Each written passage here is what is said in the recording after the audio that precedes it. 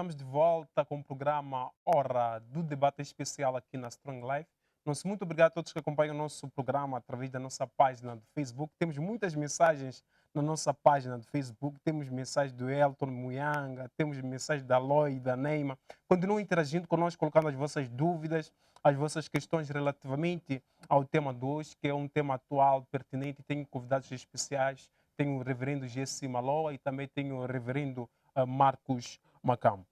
Reverendo Jesse Maloa, antes de conferirmos o nosso intervalo, ouvimos o reverendo Marcos Macam. E, em algum momento, o reverendo afirmou que, na verdade, os curandeiros não são feiticeiros e que deve haver, em outras palavras, uma normalização. E deu um exemplo de um curandeiro chamado Mungoi, que na altura era muito famoso e que ajudava muita gente. Até outros países vinham até aqui ao nosso país para receber ajuda desse curandeiro e afirmou que o espírito que o homem de Deus tem é o mesmo espírito que o próprio curandeiro tinha na altura. Reverendo, como é que olha para isso? Não, esse não é um momento de convivermos com os curandeiros, porque me lembro que no último programa que eu tive com o curandeiro Magocha, afirmou que agora é o tempo dos curandeiros. Conviver com os curandeiros. Como é que nós vamos deixar de conviver com eles? São pessoas. Tem que se respeitar. Os- a, a dispensação em que nós estamos hoje não é uma dispensação de ódio. Uhum. Está a entender? Deus não permite que a gente tenha maus sentimentos em relação às pessoas. Não é isso que eu estou aqui a dizer. Nós estamos em famílias em que provavelmente alguém pode ser chamado para ser pastor e pode ter um curandeiro ali e que vai sentar à mesa com ele, vai ter algum convívio com essa pessoa. E digo isso em relação aos curandeiros, digo isso em relação, por exemplo, aos homossexuais, ok? Na semana, esta semana, foi alguns dias atrás, eu e a minha esposa estivemos num evento do vestido, aquele vestido das bandeiras e tudo mais, dos homossexuais. O fato de eu estar com alguém, de falar com alguém, não significa que eu colabore ou corrobore com os seus pensamentos e as suas ideias. Isso aí é completamente contrário. Nós somos homens de Deus e nós sabemos o que Deus quer. Qual é o propósito da vida de uma pessoa? Primeiro aspecto, você não pode ser homem de Deus se não foi batizado com o Espírito Santo. Ok? É importante que seja batizado com o Espírito Santo para poder ser o homem de Deus, para poder fluir nas coisas de Deus. Por quê? O Espírito Santo de Deus é o Espírito que dá o poder, é o Espírito que dá a autoridade, é o Espírito que dá a legitimidade a este homem para poder avançar nas coisas de Deus, para poder fazer a obra de Deus. Sem poder, não tem como a pessoa continuar a fazer a obra, não tem como evangelizar, não tem como entrar, por exemplo, numa zona de um curandeiro e na zona do curandeiro fazer a obra. Não tem como você ir para a zona de... Reverendo Macamo, eu já entrei em sítios que não imaginas. Okay? Aqui no Congo, por exemplo, okay? Aqui, Congo, tem aquela zona dos pigmeus. É uma zona terrível. Tu, quando entras ali, as coisas que tu vês, ok? Os pactos que são feitos ali, ok? Tu és recebido, levam-te para as cavernas, saem demônios do mar, ok? Faz-se invocações espíritas terríveis. Pessoas que invocam coisas, demônios, chove. Está a perceber? São coisas macabras, coisas terríveis. Portanto, quando nós estamos aqui a falar, quando nós estamos aqui a dizer estas coisas, não estamos a falar aleatoriamente, nem estamos aqui a falar de coisas que não existem. Nós sabemos o que acontece ali dentro. Nós sabemos o que acontece dentro da feitiçaria. Nós sabemos o que acontece dentro do curandeirismo. Nós sabemos quais são as opressões que um curandeiro passa. Aquilo que eles não vos dizem na televisão, nós sabemos o que acontece. Nós expulsamos demônios. Nós pegamos estes espíritos, ok? E os enquadramos devidamente. Tem pessoas que vêm às nossas congregações, que vêm destas igrejas, destes pastores que vocês estão aqui a referir, que dizem que vão para os curandeiros e tudo mais, não é? E essas pessoas, quando vêm para as nossas congregações e os demônios começam a manifestar e começam a falar nomes de pastores que fazem esse tipo de pactos. Então nós sabemos, não são coisas que estamos aqui a tentar esconder, acontece. Tem igrejas aqui, estou a falar de igrejas, ok? Que são verdadeiros templos de demônios. Em que as pessoas vão para a igreja para levar areia para casa. As pessoas vão para a igreja para vender, comprar água, levar água para casa. Em que na igreja tem fotografia do pastor no púlpito, ok? Em que o nome do pastor é mais exaltado que o próprio pastor. Isso acontece aqui. Tem pastores aqui que dizem que dão ordens a anjos, fazem e praticam apostasia aqui. Não estamos a falar de coisas. E são homens que sabemos os pactos que fazem no Rio Matola. Sabemos os túmulos que eles dormem aqui, nos cemitérios. Okay? São pessoas que nós conhecemos as suas práticas, o que elas vivem. Quantos curandeiros não vêm a nós para chorar e para falar, por exemplo, das desgraças que eles acometem? Quantos não fazem isso? Quantas famílias não estão desgraçadas hoje por causa destes curandeiros que diziam que ajudavam pessoas e hoje estes demônios estão a cobrar casamentos às suas filhas, estão a cobrar dinheiro às suas filhas, estão a cobrar pactos nos seus filhos, estão a passar mal, estão a sofrer hoje por causa dessas práticas. Então nós não estamos a falar aqui de coisas que são, vamos lá, assim, loucuras da nossa cabeça. Não estamos a falar de coisas terra a terra, porque nós entendemos e lidamos com isso. Agora, indo para a Bíblia, Bar Jesus, que foi citado aqui pelo meu amigo reverendo, né? Reverendo é presbiteriano, né? É presbiteriano.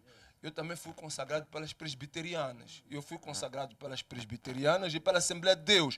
Foram duas congregações. Então conheço as duas vertentes da coisa. O cessacionismo, por exemplo, e o Espírito Santo. Por isso comecei por dizer, não pode ser um homem de Deus que não tenha recebido o poder do Espírito Santo.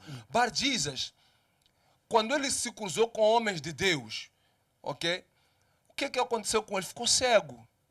Por quê? Porque ele tentou de todas as maneiras ludibriar o homem que estava sendo evangelizado para que não visse a palavra de Deus. O que o homem de Deus fez? Ele disse, olha, a partir de hoje você fica cego. E uma nuvem cobriu-lhe, nunca mais lhe viu. O que a Bíblia diz em Apocalipse 21, versículo 8, por exemplo, Jesus falando em relação a feiticeiros, né? Porque estamos aqui a dizer que, senão talvez Deus, como é que Deus ama e tudo mais. Claro, Deus ama o homem, mas ele odeia o pecado. E o salário do pecado é a morte. Se eu amo um curandeiro, a primeira coisa que eu vou dizer a esse curandeiro é, Senhor, arrependa-te, porque quando você morrer, estes demônios que te oprimem, porque são escravos aqueles ali. Um curandeiro, para ser curandeiro, tem que fazer pactos. Nós conhecemos os pactos todos que fazem. Ok? Para um curandeiro ser curandeiro, tem coisas que ele deve abdicar.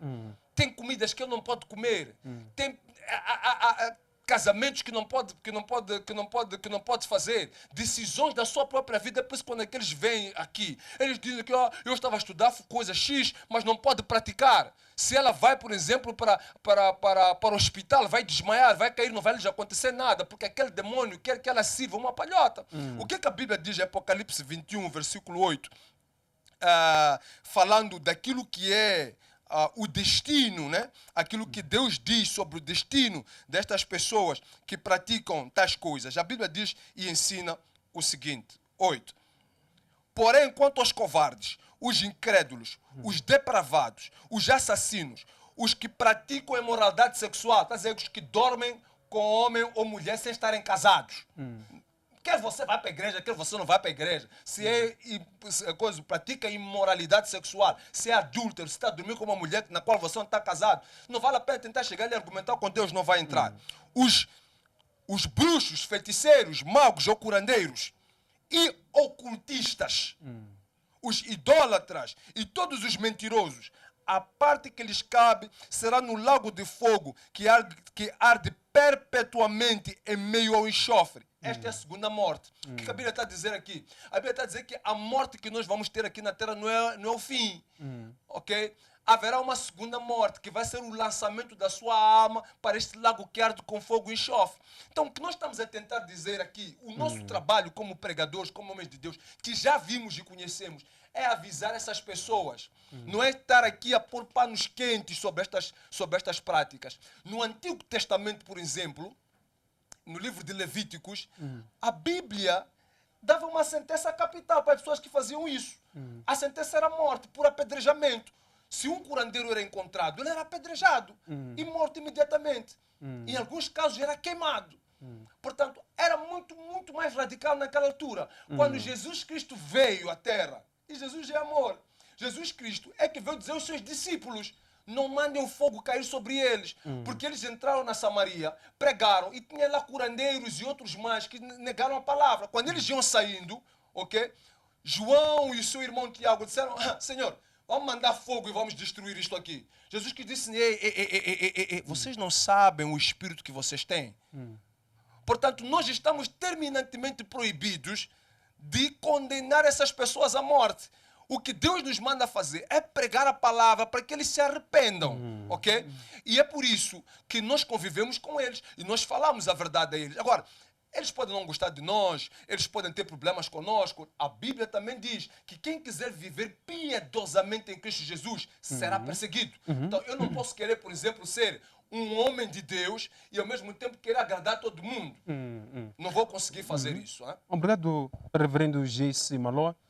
Reverendo Marcos Macam, temos aqui vários pontos levantados pelo reverendo G.C. Maló. É momento de fazer um comentário em torno desses pontos, também respondendo às seguintes questões. Que impactos positivos ou negativos no cristianismo faz a normalização do curandeirismo em Moçambique? E também como é que olha para a inauguração de infraestrutura no nosso país, que muitas vezes se chama lá os curandeiros e não os pastores, como por exemplo a ponte de Maputo-Catembe, chamaram lá curandeiros e fizeram lá a cerimônia tradicional. Será que tem um significado para nós, reverendo? Não, essa parte é porque eles representam a autoridade tradicional. Por exemplo, se é Maracuene, tem lá uma jaia, tem lá uma caneta, são esses que têm que dizer alguma coisa, comunicando aos donos da terra. Portanto, isso é uma questão, de facto, cultural, que não necessariamente religiosa, protocolar, que o Estado moçambicano achou que não vale a pena chamar um grupo e deixar outro. Porque o Estado moçambicano, o governo moçambicano não se identifica com nenhum, é laico. É por essa razão que procura chamar todos. Não porque gosta daqueles, acredita naqueles. A questão é essa. Sim, eu que tentei investigar muito mais. Agora, a questão que nós falamos aqui, o que está a falar o reverendo, está a tentar trazer à luz a verdade para eles, porque essa é a sua missão aqui na Terra. Deus o chamou para trazer à luz a verdade das pessoas. Então, nada mais fez do que lançar essa luz, esse alerta, esse convite a Cristo. Agora, o que eu admiro nos curandeiros, principalmente modernos, outro jovem até parece estar na faculdade. Conversou comigo, está na faculdade. Um dia ele pergunta-me assim: não conheço um sítio aqui onde tem um curandeiro que pode me ajudar? Eu fui curioso, mas o que é que se passa contigo? Não, conhece alguém? Não, eu tenho pressentimentos. Foi essa a palavra que usou. Pressentimentos. Eu reparo para o jovem, bem trajado, não é? É um nigga, bem apresentado. Mas está à procura. Agora, eu depois parei. Disse, não, eu vou repreender este miúdo. Dizer, para onde é que vais? Larga lá isso. O que ele experimentou, está a sentir, não é o que eu estou a sentir. A experiência é dele. E a resposta que ele está atrás pertence a ele. Quando muito eu aconselharia a ter outros tratamentos, veja lá se encontra outra forma hospitalar, mais científica. Mas ele, coitado, estava preocupadíssimo em alcançar essa casa que podem lhe ajudar. Quem sabe, nestes dias, já tem traje a capulana vermelha. mas é um jovem civilizado, passa a expressão. Então, eu acho que nós, como teólogos, vamos trabalhar para que haja uma faculdade que aborda isto, saber A mais B dessas coisas. Quando falamos de feitiçaria, neste contexto, referimos a isto. Que é para quando nós, pastores, sairmos para o mundo para evangelizar, tenhamos o know-how, o conhecimento de com quem estamos a falar e essa pessoa, qual foi a sua experiência. Porque nas tantas está a sofrer, não sabe qual é o caminho. E o pastor está preparado para ajudar. Nas tantas, eles olham para nós como querem estar a dizer aquilo que eles querem ouvir. A questão, o respeito pelos direitos. Quando você respeita alguém, ele te respeita muito. E é por isso que dei exemplo de Mongoi de propósito. Não entrei com bagunça ali. Eu encontrei palavras softs para ver se o homem...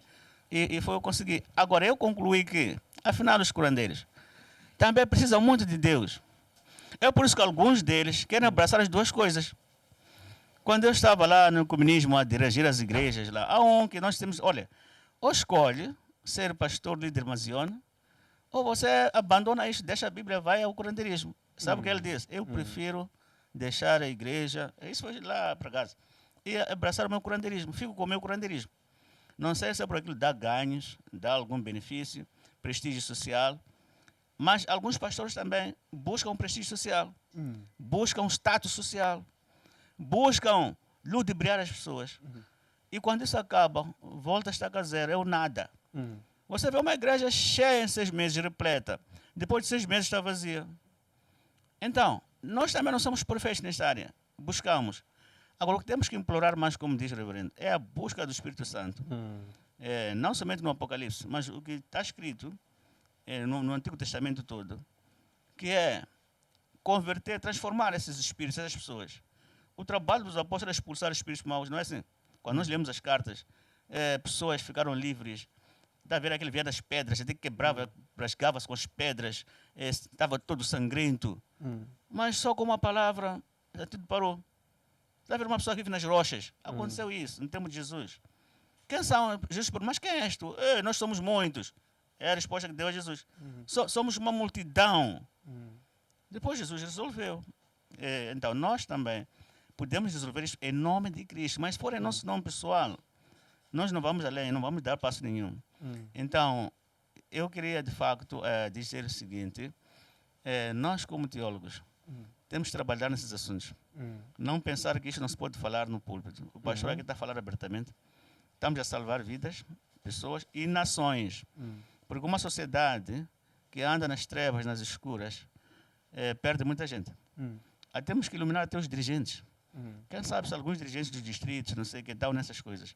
Então, todo aquele distrito, aquela povoação, terá que viver isto. Qual é a verdadeira libertação da pessoa? Se é civilização, qual é a verdadeira civilização? Se é matar a cultura deles. Porque os brancos, coitados, não tiveram tempo de analisar essas coisas, não era parte da cultura deles. Agora, nós que ficamos como líderes negros, é que estamos a ver isto e estamos a levantar essas questões, que era proibido falar disto no teu programa antigamente. Antes de existir programas na igreja, era proibido. Então, eu quero mais uma vez dizer aos curandeiros que estão a nos acompanhar, que vocês são nossos irmãos, vocês comem, têm o sabor de comer frango como nós, são pessoas que querem bem, querem prosperar como nós, não é assim? Então, nós estamos aqui a insultar, estamos aqui à procura de um caminho que possa nos iluminar a todos, para alcançarmos esse bem supremo. E que Deus, na verdade, ama todos nós. Deu exemplo de homossexuais, gays, lésbicas, Deus ama essas pessoas. E já estive num debate muito complicado, as lésbicas diziam assim, pastor, se Deus fez pessoas coxas, não sei o quê, Deus ama todos. A nós também, Deus ama, não ama só vocês, pastores, veja só. Então, isso mostra que é muito sensível esta conversa, mas agradeço a coragem do reverendo aqui, de trazer isto à tona, mostrar que nós estamos à busca, a trazer a salvação para as pessoas. Mas tem que haver espaço para conversa, e mais conversa, mais conversa. Obrigado, reverendo Marcos Macamo.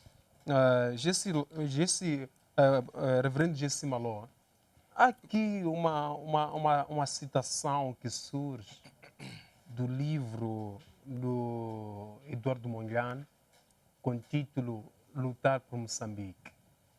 Há lá um provérbio africano que diz o seguinte: o branco ofereceu a Bíblia e o negro ofereceu a terra.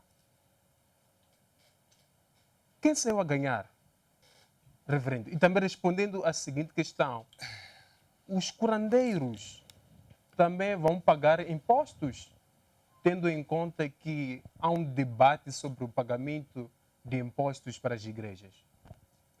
Olha, vamos lá. O branco não tinha capacidade de nos oferecer a Bíblia, porque a Bíblia ela foi desenhada e escrita a partir da África. Esse é o outro problema que as pessoas têm. Né? Porque a Bíblia veio com os brancos, veio com os europeus e tudo mais. É ignorância. Mas vamos lá matar essa ignorância hoje, tá bom? Ok?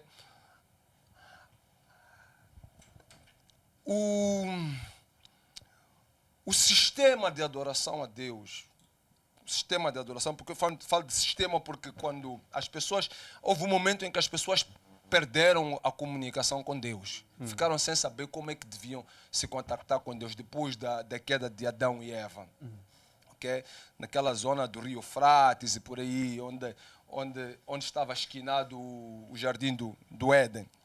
Depois disso, o que aconteceu foi que o que nós observamos através da arqueologia, dos descobrimentos e por aí em diante, é que as pessoas foram buscando a Deus através de alguns elementos muito importantes, nomeadamente rochas, pedras.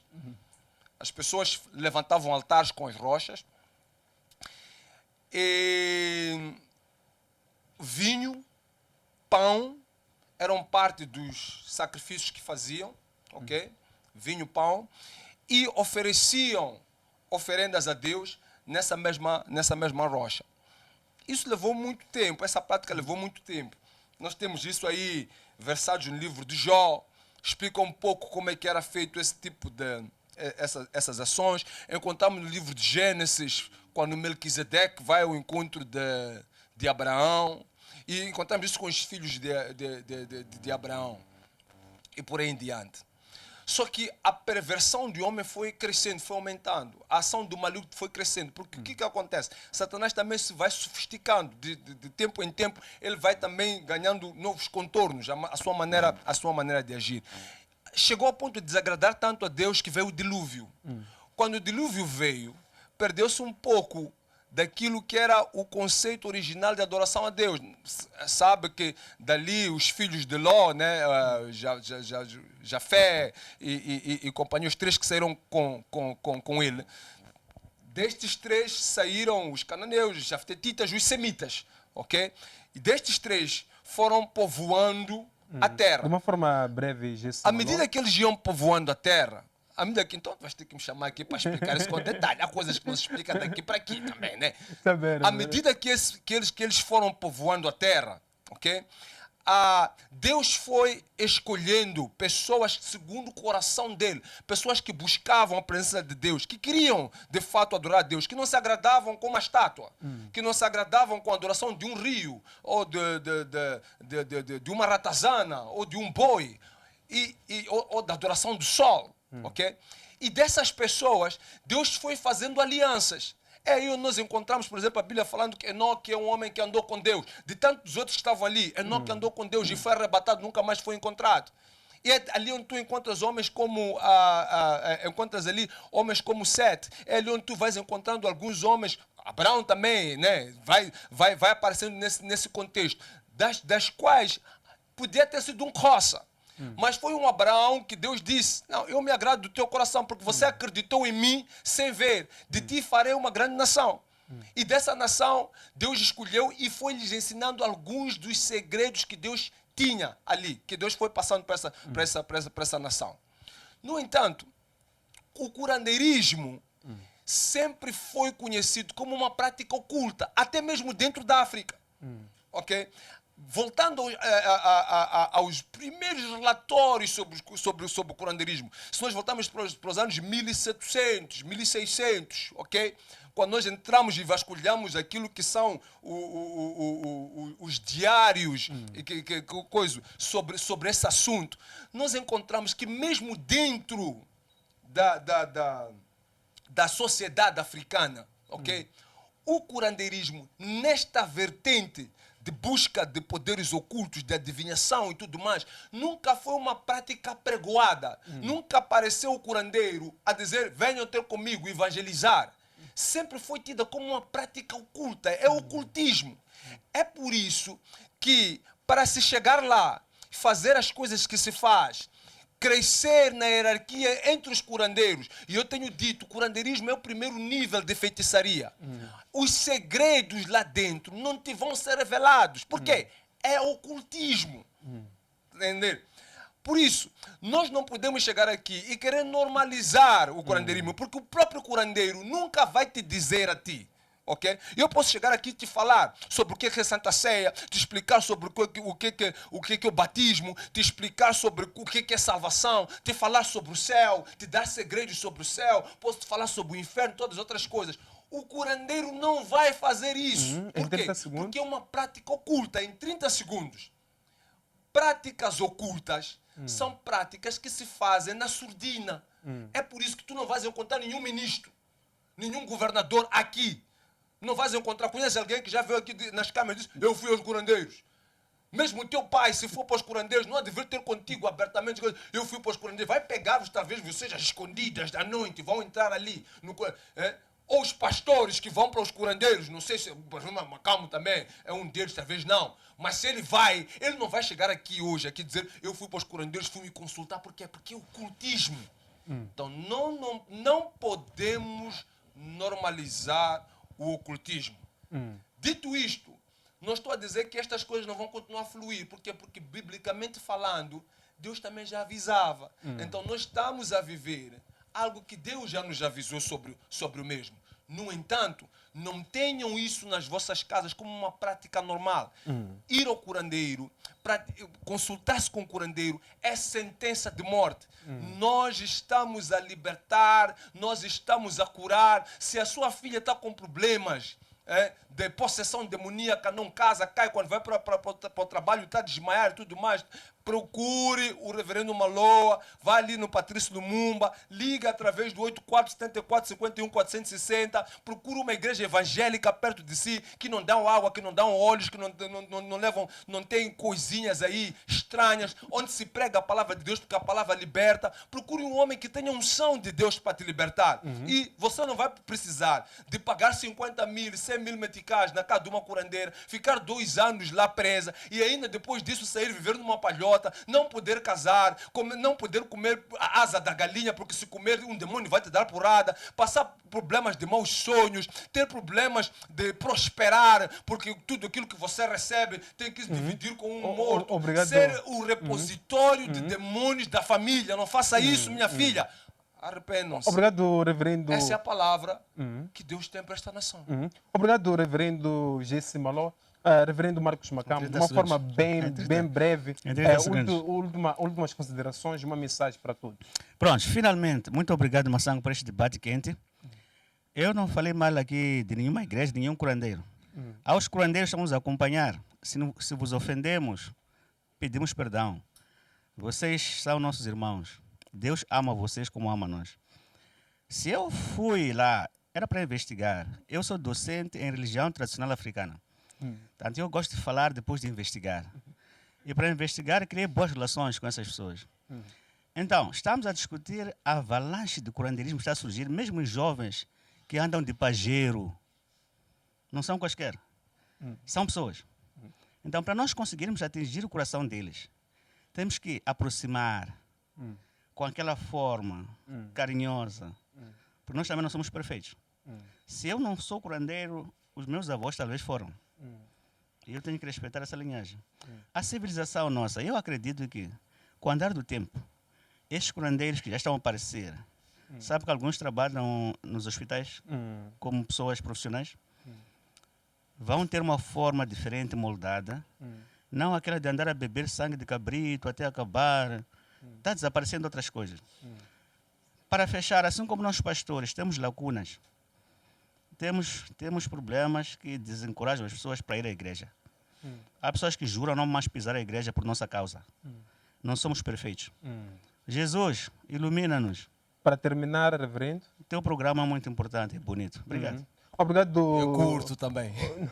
Obrigado, reverendo Marcos Macama. Obrigado, Jesse Maló. Obrigado a todos que acompanharam o nosso programa 2. Eu sou Theo, filósofo e mestre José Maçã, autor das obras A Mente de Deus, a Enciclopédia do Conhecimento e o Mar da Sabedoria. Previna-se da Covid-19. Deus abençoe.